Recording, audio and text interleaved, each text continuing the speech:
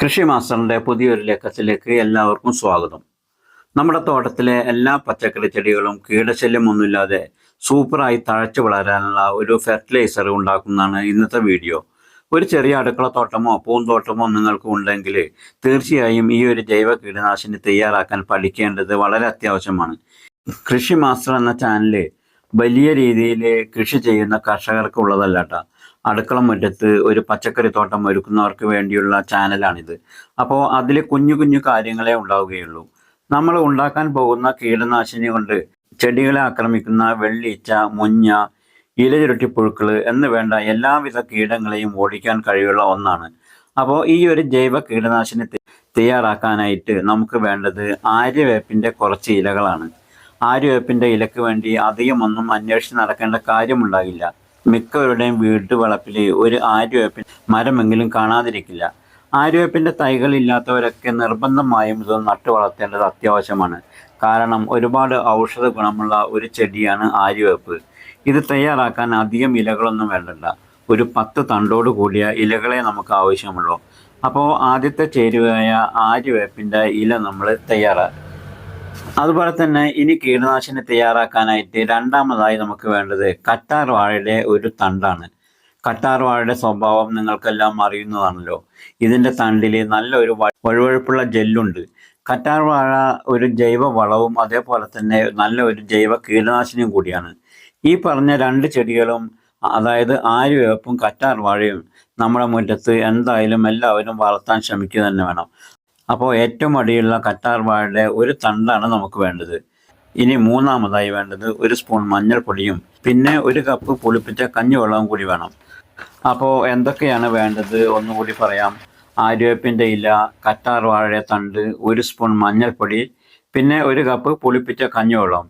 ഇനി ഒരു മിക്സിയുടെ ജാറിലേക്ക് ആര്യവേപ്പിൻ്റെ ഇലയും കറ്റാർ വാഴയുടെ തണ്ട് ഒന്ന് ചെറുതായി അരിഞ്ഞതും കൂടി ഇട്ട് വെള്ളമൊന്നും ഒഴിക്കാതെ തന്നെ മിക്സിയിൽ അടിച്ചെടുക്കണം.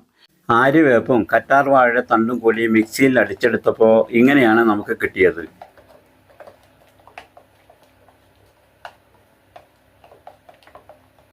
മിക്സിയിൽ അടിച്ച് തയ്യാറാക്കിയ ആര്യവേപ്പിൻ്റെയും കറ്റാർ വാഴയുടെയും ജൈവ സ്ലറി അത് ഇനി ഒരു വലിയ ബക്കറ്റിലേക്ക് നമുക്ക് ഒഴിച്ചു കൊടുക്കാം. ഇനി ഇതിലേക്ക് നമുക്ക് 1 സ്പൂൺ മഞ്ഞൾപ്പൊടി ഇട്ട് കൊടുക്കാം. മഞ്ഞൾപ്പൊടി ചേർക്കുന്നത് കൊണ്ട് ചെടികളിൽ ഫംഗസ്, ബാക്ടീരിയ എന്നിവയെ തടയാനും അതുപോലെ തന്നെ വേരുകളുടെ വളർച്ചയെ ശക്തിപ്പെടുത്താനും മഞ്ഞൾപ്പൊടി ഉപയോഗപ്പെടാറുണ്ട്. മഞ്ഞൾപ്പൊടി ചേർത്തതിന് ശേഷം 1 കപ്പ് പുളിപ്പിച്ച കഞ്ഞിവെള്ളം കൂടി ചേർത്ത് കൊടുക്കണം. കഞ്ഞിവെള്ളം പുളിപ്പിച്ചെടുക്കാനായിട്ട് പ്രത്യേകിച്ചൊന്നും നമ്മൾ ചെയ്യേണ്ടതില്ല. ഒരു 2-3 ദിവസം കഞ്ഞിവെള്ളം പഴകിയാൽ ഓട്ടോമാറ്റിക്കായിട്ട് പുളിപ്പിച്ച കഞ്ഞിവെള്ളമായി മാറും നമുക്കത്. ഇനി ഇതെല്ലാം കൂടി നല്ല പോലെ ഒന്ന് ഇളക്കി മിക്സ് ആക്കിയതിന് ശേഷം 1 ദിവസം ഒന്നത് മാറ്റി വെക്കണം. 1 ദിവസം കഴിഞ്ഞാൽ അതേപടി ഒരിക്കലും ഇത് ചെടികൾക്ക് ഒഴിച്ചു കൊടുക്കരുത്. അതിലേക്ക് വെള്ളം ചേർത്ത് ഒന്ന് നേർപ്പിച്ചെടുക്കണം. നമ്മൾ ആദ്യം 1 കപ്പ് കഞ്ഞിവെള്ളമല്ലേ ചേർത്ത് കൊടുത്തത്. കഞ്ഞിവെള്ളം എത്രയാണോ എടുത്തത് അതിൻ്റെ 6 ഇരട്ടി വെള്ളം ചേർത്ത് വേണം ഇത് നേർപ്പിച്ചെടുക്കാനായിട്ട്.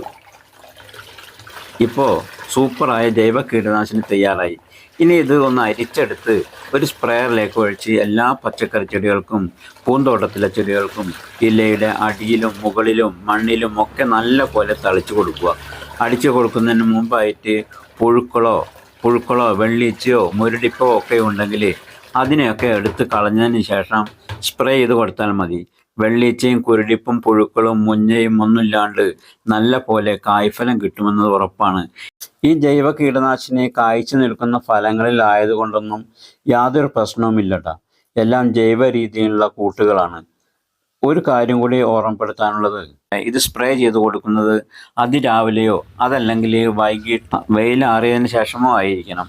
ആഴ്ചയിൽ 1 തവണ ഈ ജൈവ കീടനാശിനി മറക്കാതെ നമ്മൾ സ്പ്രേ ചെയ്ത് കൊടുക്കുകയാണെങ്കിൽ മറ്റു കീടങ്ങളൊന്നും അടുത്തേക്ക് വരില്ല എന്നത് ഉറപ്പാണ്. അപ്പോൾ നിങ്ങളും ഇതൊന്ന് തയ്യാറാക്കി ഉപയോഗിച്ച് നോക്കുക. കൃഷിയോട് താല്പര്യമുള്ളവരാണെങ്കിൽ ജൈവ രീതിയിലുള്ള പലവിധ മാർഗങ്ങളും നമുക്ക് ചെയ്തു നോക്കേണ്ടതായി വരും. ഈ വീഡിയോ നിങ്ങൾക്ക് ഉപകാരപ്രദമെന്ന് കരുതട്ടെ. ഇനി മറ്റൊരു കൃഷി ടിപ്സുമായി വീണ്ടും കാണാം. Okay, thank you.